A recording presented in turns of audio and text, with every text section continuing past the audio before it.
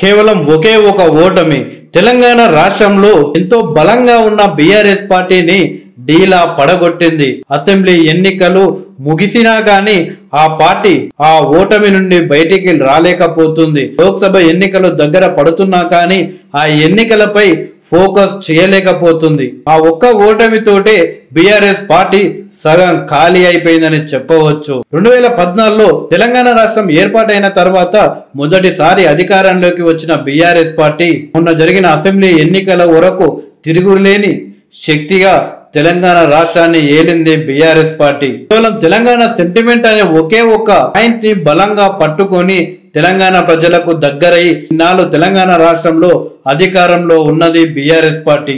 జనాల్లో తెలంగాణ సెంటిమెంట్ పోనంత వరకు తెలంగాణ రాష్ట్రంలో బీఆర్ఎస్ పార్టీదే అధికారం అని బీఆర్ఎస్ పార్టీ నాయకులు అనుకున్నారు. ఆఖరికి తెలంగాణ చరిత్ర తెలిసిన కేసీఆర్ కూడా ఈ అసలు పాయింట్ ని మర్చిపోయారు. తెలంగాణ ప్రజలు నమ్మితే నెత్తిన పెట్టుకుంటారు, ప్రజలకు నమ్మక ద్రోహం చేస్తే మాత్రం పాతాళంలోకి తొక్కుతారు అనే ఒకే ఒక ముఖ్య పాయింట్ ని కేసీఆర్ గారు మర్చిపోయారు.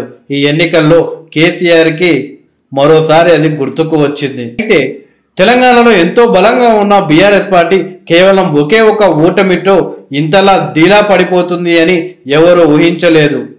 అసెంబ్లీ ఎన్నికలు ముగిసి లోక్సభ ఎన్నికలు వస్తున్నా కానీ ఆ పార్టీ లోక్సభ ఎన్నికలపై ఫోకస్ చేయలేకపోతుంది.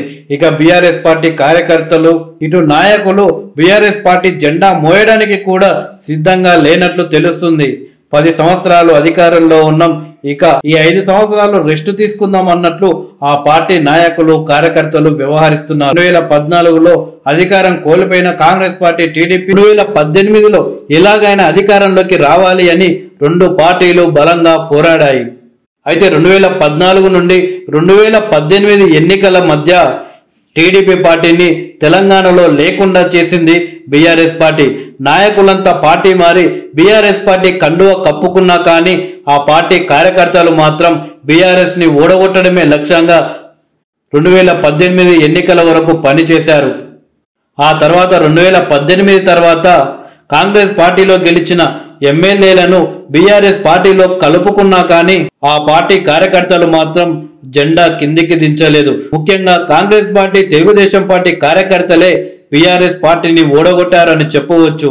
తమ పార్టీలకు అన్యాయం చేసి తమ పార్టీలో గెలిచిన ఎమ్మెల్యేలను నైతికంగా బీఆర్ఎస్ పార్టీలో చేర్చుకొని తెలుగుదేశం పార్టీని తెలంగాణలో లేకుండా చేశాడని ఒకే ఒక కారణంతో కేసీఆర్ పై పగపట్టి మేము గెలవకపోయినా సరే కానీ కేసీఆర్ ఓడిపోవాలనే ఒకే ఒక సిద్ధాంతంతో కాంగ్రెస్ పార్టీ తెలుగుదేశం పార్టీ పొత్తు పెట్టుకోకుండా తెలుగుదేశం పార్టీ జాతీయ నాయకుడు నారా చంద్రబాబు నాయుడు కాంగ్రెస్ పార్టీకి మద్దతు ఇవ్వకపోయినా కానీ ఆ పార్టీ కార్యకర్తలు మాత్రం తెలుగుదేశం పార్టీ జెండా భుజాన ఎత్తుకొని మొన్న జరిగిన అసెంబ్లీ ఎన్నికల్లో ఊరు తిరుగుతూ కాంగ్రెస్ పార్టీని గెలిపించండి, బీఆర్ఎస్ పార్టీని ఓడగొట్టండి అని తెలుగుదేశం పార్టీ కార్యకర్తలు పనిచేశారు. అలాగే కాంగ్రెస్ పార్టీ కార్యకర్తలు కూడా తెలుగుదేశం పార్టీ కార్యకర్తలకు అండగా ఉంటూ వాళ్ళ మద్దతు స్వీకరించారు. ఇటు తెలుగుదేశం పార్టీ అలాగే కాంగ్రెస్ పార్టీ కార్యకర్తలు బలంగా ఊరు తిరిగి బీఆర్ఎస్ పార్టీ ఓటమే తమ గెలుపు అనే ఒకే ఒక నినాదంతో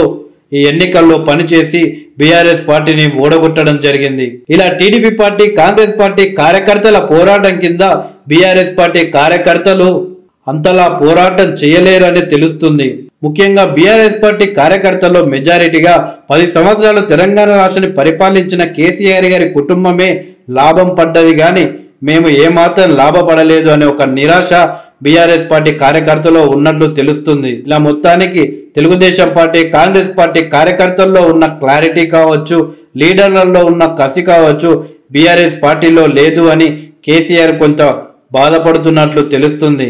మొన్న నల్గొండలో భారీ బహిరంగ సభ నిర్వహించినా గాని కార్యకర్తలు అంతలా ఊపు రాలేదు. అధికారం కోల్పోయిన తర్వాత కేసీఆర్ గారు మొట్టమొదటిసారి బయటికి వస్తున్నాడని తెలవడంతో బీఆర్ఎస్ పార్టీ కార్యకర్తల్లో భారీగా ఊపు వస్తుంది అని బీఆర్ఎస్ పార్టీ నాయకులు అంచనా వేశారు.